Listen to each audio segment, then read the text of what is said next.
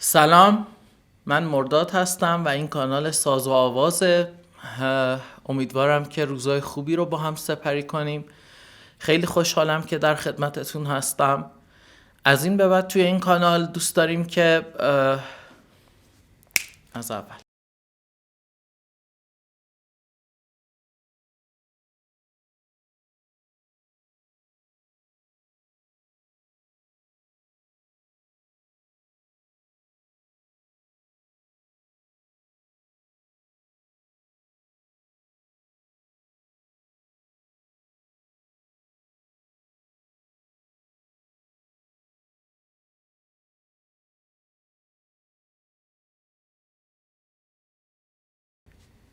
سلام، من مرتضام. این کانال ساز و آوازه و از این به بعد در خدمتتون هستم با موسیقی، ساز و آواز. امیدوارم که بتونیم با هم این کانال رو پیش ببریم با بحثایی که در مورد موسیقی یا موزیک با هم میکنیم و با پیشنهادهای شما این کانال رو هرچی بهتر و بهتر و بهتر بکنیم. کانال ساز و آواز قصد داره در واقع راهی باشه برای درک بهتر موسیقی، هر نوع موسیقی. موسیقی میدونیم که توی تعریف سادهش در واقع تشکیل شده از صداها و سکوتها، ریتمها یا ضرب آهنگها و زیر و بمیهای صدا که ملودی ها رو میسازن.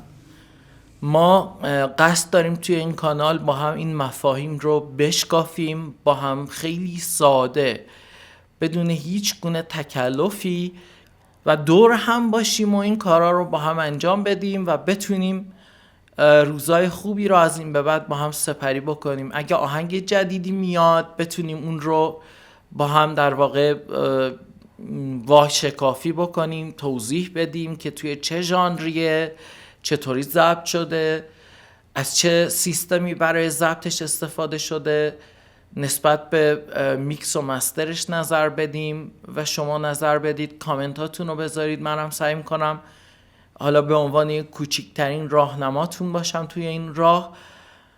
و موسیقی همین صدایی که داریم میشنویم، همین صدایی که ممکنه توی پس زمینه صدای من باشه، صدایی که آب میده، صدای شرشر آب، صدای بارون، صدای رعد و برق، اینا همه موسیقی هن. صدای کلام آدم ها، حنجره آدم ها، هر کدومشون یه نوع صدا و یه نوع موسیقی داره. موسیقی یعنی همین، این موسیقیه. الان داریم با هم موسیقی میشنویم توی پس زمینه صدای من. یه تیکه از آلبوم در خیال رو داریم میشنویم که تصور میکنم دهه 70 ضبط شده باشه و همین. فقط خواستم امروز توی قدم اول با هم قدم بشیم توی این راه و خیلی راحت و ساده و صمیمی دور هم باشیم و این برنامه رو شروع بکنیم. امیدوارم که روزهای خوبی در انتظار هممون باشه. با این موسیقی زیبا کارو تموم میکنم و خداحافظی.